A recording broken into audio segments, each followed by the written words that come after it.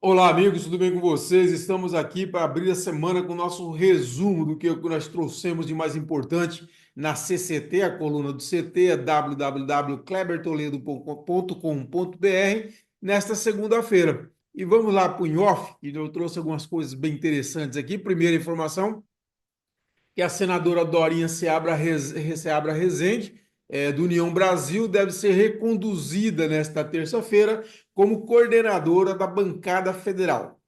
Ela já foi por duas vezes coordenadora e deve ser agora, então, a terceira vez. O que eu apurei é que não houve um acordo entre os outros possíveis nomes, né? Sempre havia uma resistência entre um nome e o outro, entre alguns experientes com alguns novatos, e isso gerou, então, esse consenso, né? De que é melhor reconduzir a senadora Dorinha, a senadora é muito técnica, é muito qualificada, logicamente, tem um bom desempenho. Amanhã, inclusive, ela vai apresentar o relatório das ações, né, das conquistas em termos de recursos da União para o Tocantins, que é uma das, talvez a maior, a mais importante missão da bancada federal, né, nesse contexto que nós temos de emenda parlamentar e de emendas da União. Então, ela vai trazer esse relatório.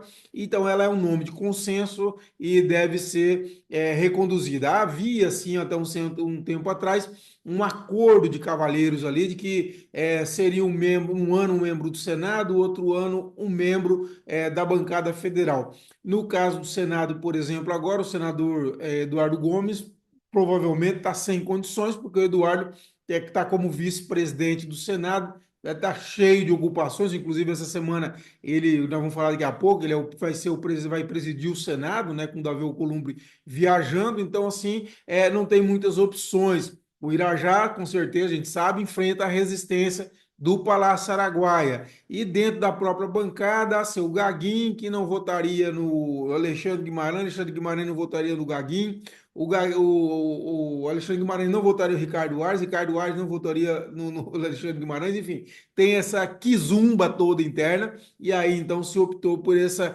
solução, digamos assim, salomônica, né?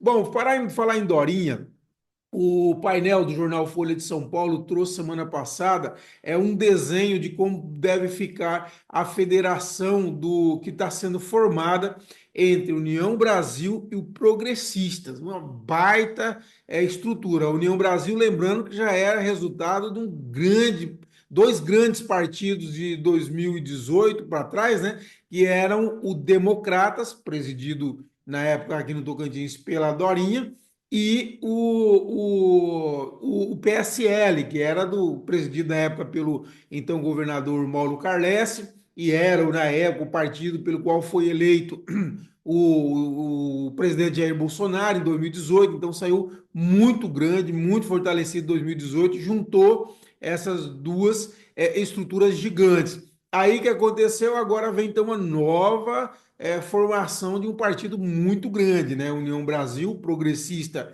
ele não é entre os maiores partidos, mas também não é entre os menores, tem uma excelente estrutura dentro do Congresso Nacional. E aqui no Tocantins, então, a Dorinha é a presidente do União Brasil e o deputado federal Vicentinho Júnior é o presidente do Progressistas. Pensando em 2026, quando teremos eleições estaduais, nós temos no desses dois partidos várias pré-candidaturas importantes.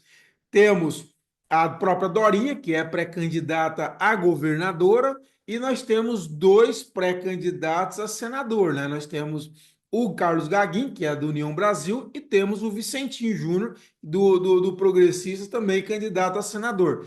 Aí, estando todos dentro de uma federação, vai abrir uma grande discussão na hora de fazer composição. Falar, mas vocês já têm uma vaga de governador, quer outra de senador, quer as duas de senador.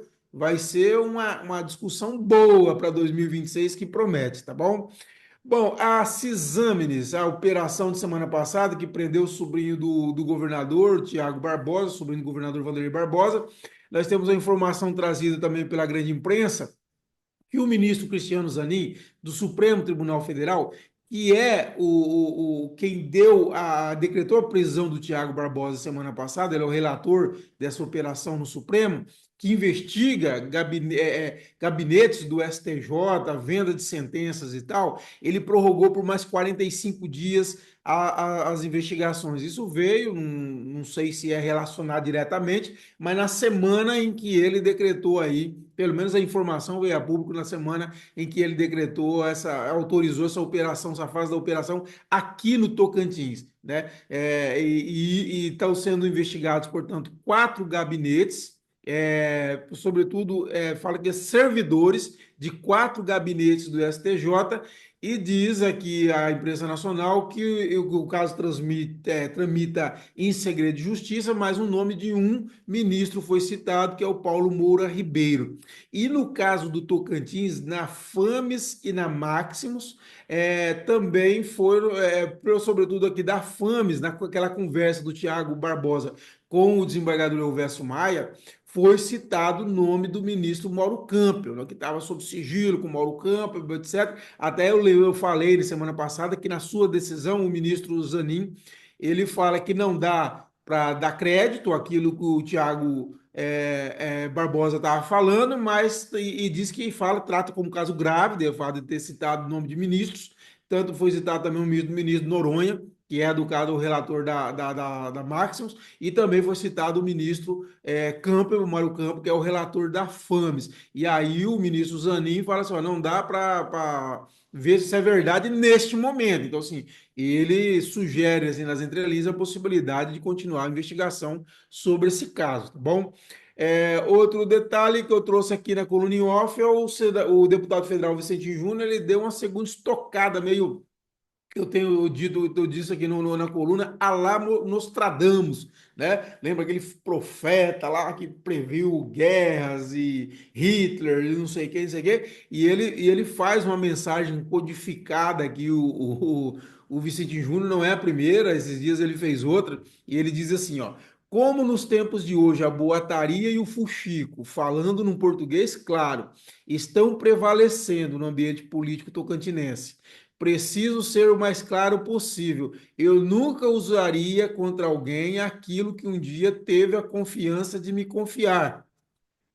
É isso mesmo, teve a confiança de me contar. O vínculo acaba, meu caráter não. Pode dizer que sim, foi a lá Nostradamus, ou você pode dizer que foi a lá Carlos Bolsonaro. Aí vocês escolhem com o que vocês acham melhor, mas tem muito buchicho sobre o que o deputado Vicentinho quis dizer com isso, tá bom?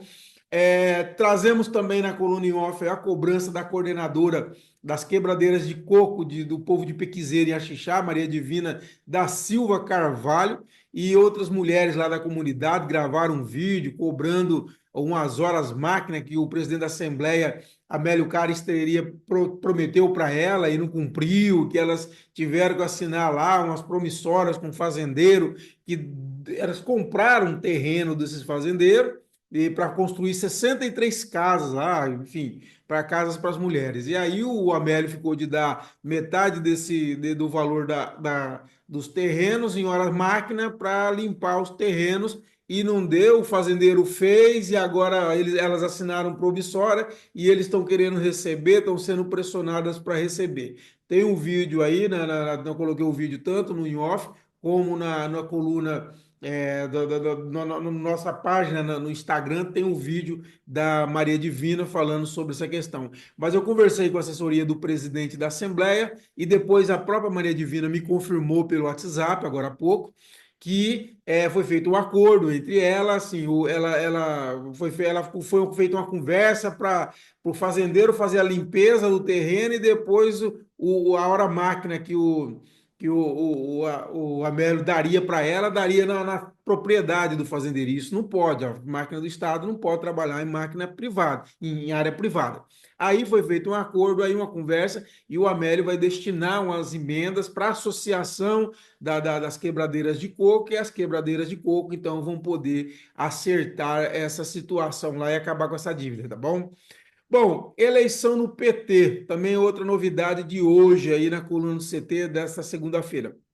O presidente do Sindicato dos Técnicos Administrativos, Da UFT, da UFNT, Josafá Maciel será o candidato a presidente do PT, a regional do PT, pela articulação de esquerda e um grupo de filiados que não tem corrente interna dentro do partido. Agora são três estão pré-candidatos. E o Josafá tem um apoio do Célio Moura, ele foi o chefe de gabinete do Célio Moura e tal. Bom, os outros dois candidatos são o Nili William Fernandes, da tendência Construindo um Novo Brasil. Tanto Nili quanto Josafá são de oposição ao atual presidente José Roberto, e o candidato José Roberto, que não vai à reeleição, é o Diego Monteiro, que é o superintendente hoje no Tocantins do Ministério do Desenvolvimento Agrário.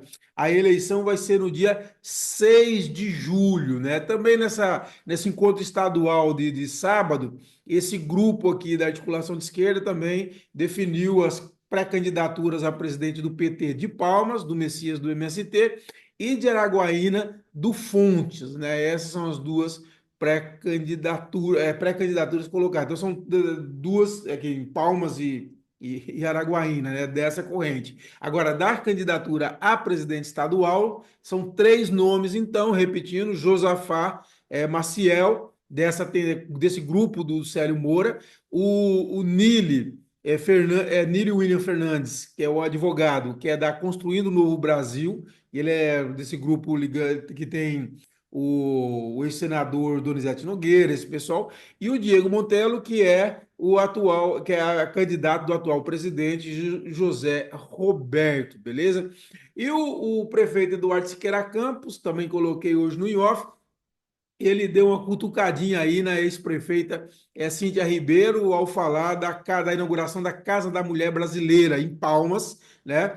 Ele avisou o seguinte: ó, desta vez vai ter a inauguração completa. E ele fala assim: com tudo que é necessário para funcionar de verdade: mobiliário, instalações elétricas, estrutura completa e funcional. E aí ele explicou: o prédio foi entregue pela gestão anterior, mas sem a subestação de energia, sem os aparelhos de ar-condicionado, sem mobiliário e sem nenhuma condição de uso.